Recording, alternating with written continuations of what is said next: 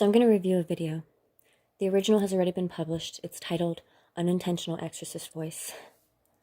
This is just me supplying commentary. So what you hear in this recording, it's the third night of a 4-night rite. I guess it should be said that for the first 2 nights of this rite, I did follow the instructions. I kind of did some of them loosely. For example, you're supposed to meditate for a certain amount of time, and then you're supposed to chant for a certain amount of time. And I did those things, but I didn't measure the time. I thought it would be like a nuisance to have an alarm interrupt, so I just kind of like estimated how long I was doing things for. On the third night, I actually did time it, and I followed everything to the T, and that's when this occurred.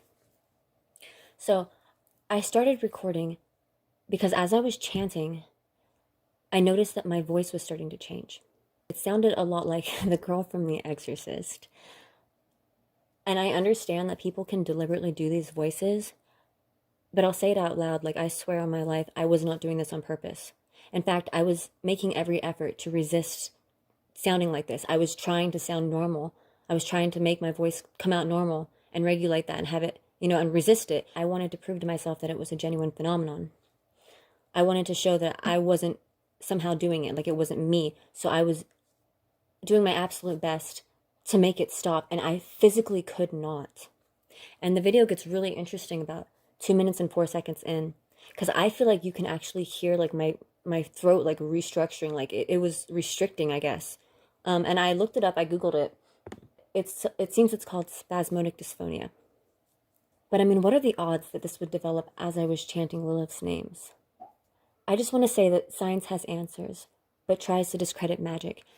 And magic is not to be discredited. Magic manifests on the material. It takes the path of least resistance. Everything can be explained somehow, even if we don't have the explanation yet. Again, what are the odds that this would develop as I was chanting Lilith's names?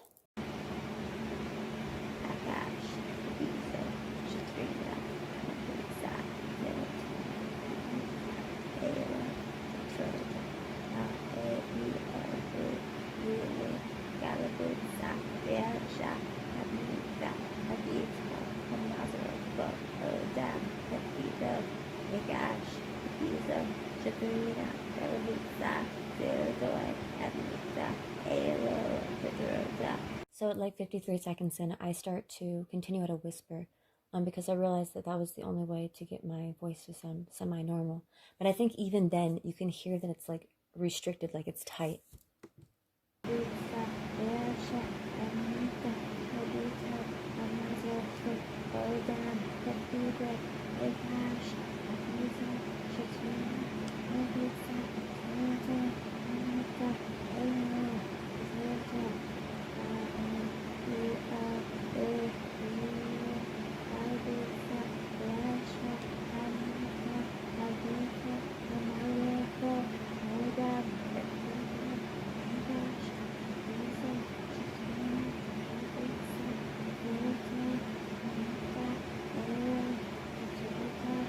About 2 minutes and 4 seconds in, things get freaky. This is the point where I think you can hear like my throat restructuring, like the sound that it makes. And then I start like quietly screaming, completely unintentional, I swear.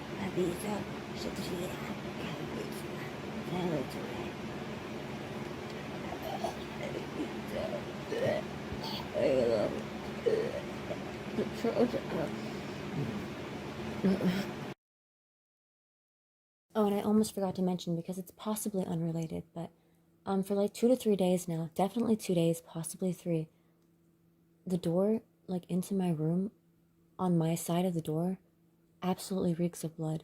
And again, this was a 4-day rite. And for 2 to 3 days, I mean, it could be unrelated, but I can't find the source of the smell. Alright, guys, so this is really weird, but I can't really capture it because, fuck me. It's not something you can see, it's something you can smell, and I can't video a smell. But it's really fascinating. For like the past 2 to 3 days, I'm not sure if 3 days, definitely two, possibly three, this corner of my room, just this corner right here, and the inside of this door, not the outside, I've checked, I've opened the door and stuck my head out into the hallway, it is just this side of the door, and this corner reeks of blood. Like, not rusty blood, but sweet, sweet blood. I really wish I could capture a scent, but that's not possible. I told my boyfriend about it when he came over here to drop off my laundry, and when he came in the room, he confirmed that it does, in fact, smell like blood. We were both confused by it. He was like, I wonder what could have caused that. I have no idea. It's just right here. It's just absolutely reeks of blood.